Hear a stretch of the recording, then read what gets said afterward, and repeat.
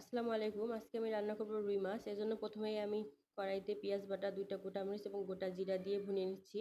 পেঁয়াজগুলো একটু বাদামি বর্ণ ধারণ করলে দিয়ে দিচ্ছি হলুদ গুঁড়া, লঙ্কা গুঁড়া, জিরা গুঁড়া, ধনিয়া গুঁড়া।